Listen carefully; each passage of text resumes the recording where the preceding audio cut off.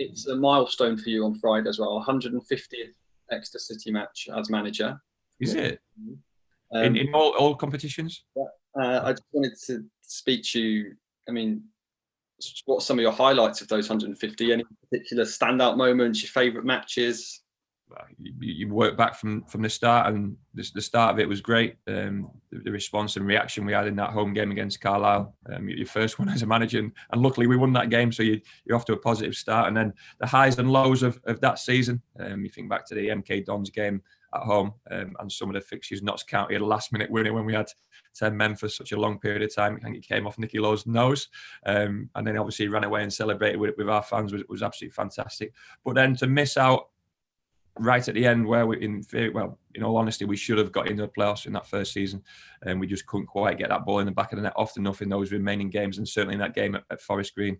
And then to manage a club through my second season and to have it curtailed with 10 games left was unexpected. It was incredible to go through, but there was also a bigger picture than just football and football management and results, and that was keeping the club stable, keeping everyone safe, trying to guide this group of players and my staff and the club through the most difficult times when it came at such a difficult moment as well. And it's been not a whirlwind year, but an incredible year.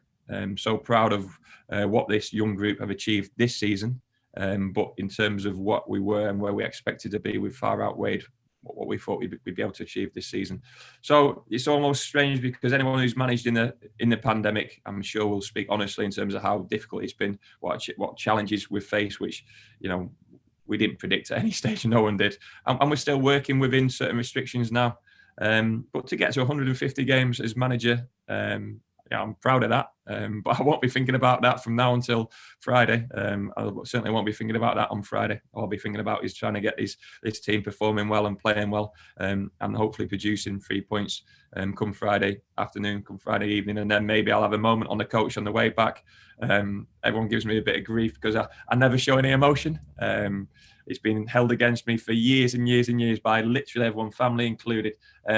But I might have a moment on the coach on the way home, because that's an achievement. 150 games as a manager is certainly an achievement. But here's to the next 150, and hopefully they can have some success in them. What's the biggest lesson you've learned over those 150 matches, do you think? But you try and prepare yourself as best you can for whatever's around the corner in life, not only in football. But the ones which you don't expect are the most difficult ones to deal with, and you've got to deal with them on the spot. And everyone looks to yourself as the leader, as the manager, to have all the answers. Sometimes you don't have all the answers, but you've got to figure out the right way to come up with a sensible solution and work towards it. It's been big into the staff. You'll talk about 150 games for myself.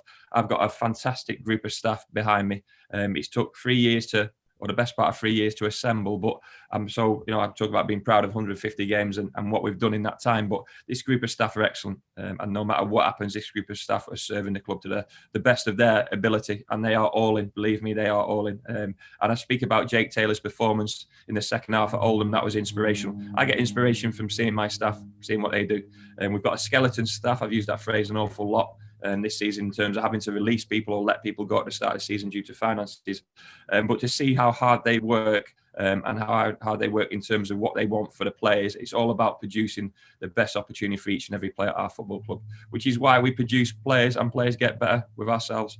So seeing the staff develop and seeing them grow into the unit that we are now was a really big factor. And you ask about what the most difficult thing is.